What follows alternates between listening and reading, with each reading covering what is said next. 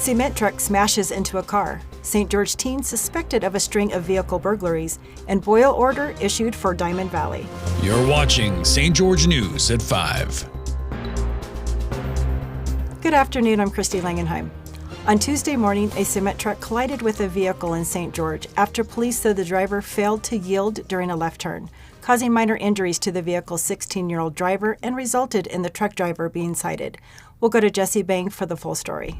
A cement truck struck a Chevy Spark early Tuesday morning when the driver failed to yield during a left turn. Public Information Officer Tiffany Mitchell with the St. George Police Department said the crash occurred at the River Road and Commerce Drive intersection at approximately 7:01 a.m. The 16-year-old driver of the Spark sustained minor injuries, while the cement truck driver was cited for failure to yield on a left turn. Officer Mitchell cautioned drivers to share the road, think about their everyday driving, and make better choices while on the road. Thanks, Jesse.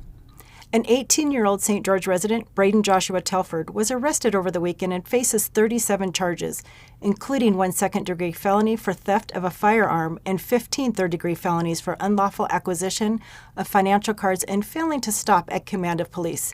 Here's Cody Blowers for more on this story. St. George teen, 18-year-old Braden Joshua Telford, was arrested early Sunday morning following a string of vehicle burglaries that were reported at an apartment complex located on South Hidden Valley Drive in St. George.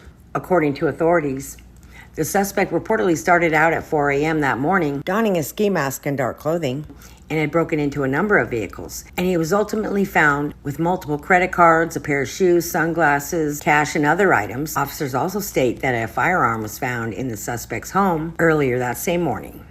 The case is currently under review by the Washington County Attorney's Office following the arrest. Thanks, Cody. A boil order was issued for Diamond Valley community after water samples tested positive for E. coli on June 19th, prompting the Diamond Valley Acre Water Company to conduct additional testing. Initial tests showed conflicting results, leading to mandatory repeat sampling. While E. coli was absent in repeat samples, some still tested positive for total coliform, indicating possible contamination from the Whitaker well, which has since been shut off. Residents are advised to boil water before use, preventing potential health risks associated with E. coli contamination. Fireworks are a popular part of 4th of July and Pioneer Day celebrations, but they can cause fires if not handled properly. Due to high temperatures and dry conditions, Utah and communities throughout the southwestern U.S. have imposed fire restrictions, especially with flammable vegetation present. Fireworks are banned on federally managed lands and unincorporated private and state lands in several counties. Local cities and towns have specific restrictions and designated areas where fireworks can be used. Violations can lead to fines and legal consequences. Check your city-designated areas before using fireworks. The Pyramid Ridge Campground near Cedar City, Utah will undergo a $300,000 expansion funded by the Bipartisan Infrastructure Law, adding campsites and amenities to mitigate dispersed camping impacts, enhance recreational access, and support the local economy, with completion expected by 2025. We'll go to Alicia Lundgren with the details. The Pyramid Ridge Campground is getting some upgrades. The campground is situated in the Schertz Canyon Recreation Area, with trails that are part of the Iron Hills Trail System, which was officially added as a National Recreation Trail last year.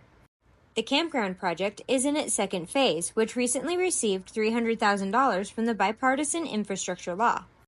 Upgrades include 10 to 15 additional campsites and another vault toilet. Thank you for watching St. George News at 5. I'm Christy Langenheim with St. George News, your #1 source for local news.